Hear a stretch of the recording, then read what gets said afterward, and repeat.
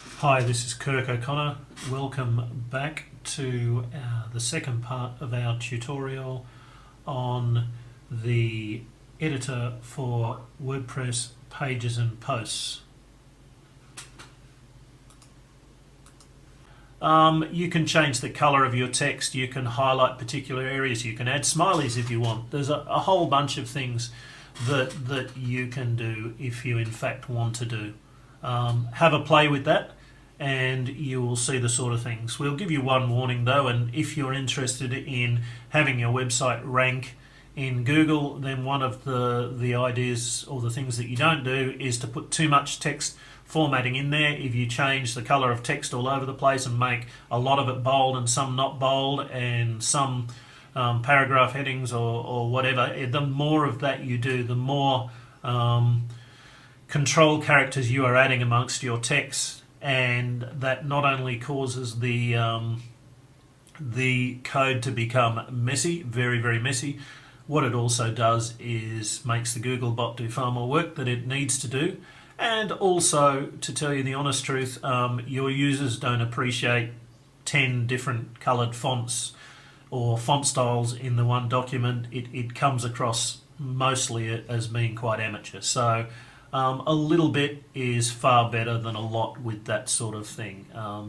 The other thing we didn't touch on was headings. You can see some of these text here is bigger than others. What you'll find is that is actually a heading 2, and you can see that when I highlight it, it's clicked with heading 2. If we wanted let's say something else to be a heading, let's move down a bit, just scrolling down, try and find something here. Okay, let's say we just want this.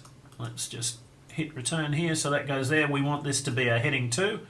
If I just select it and then select heading 2, it changes automatically. Now that's based on the styles that we set up in your theme to start off with, so it does that automatically. Commonly you would not set anything on your page as heading 1. Heading 1 is very important to Google.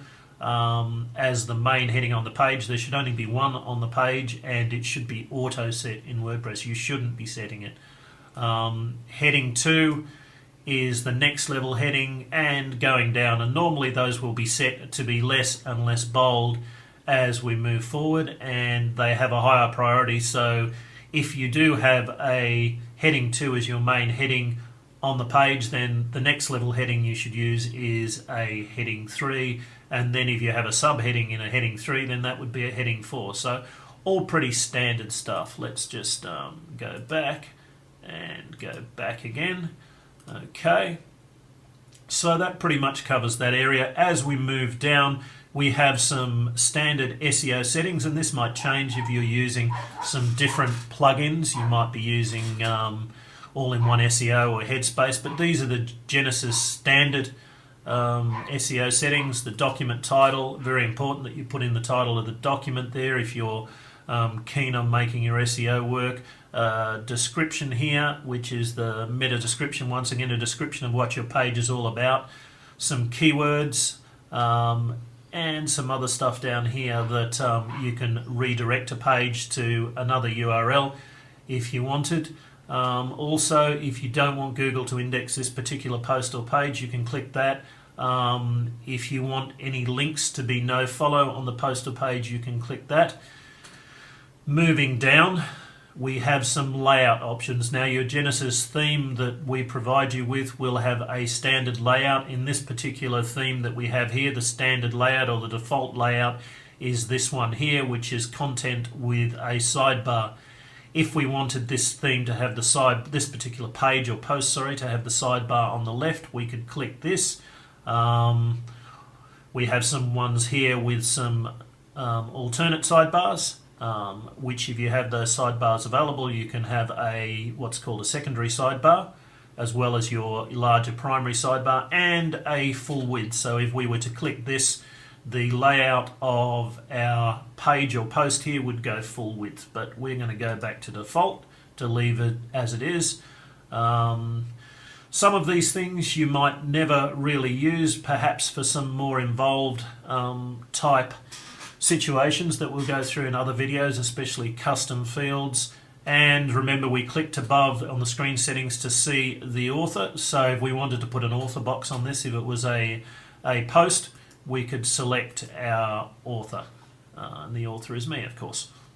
Moving up to the top, again, the top right we have here is publish. You are able to, this one has been published, so you can see it says update. So when we make changes, we would click update, and the page or post would be updated in the database and would be live.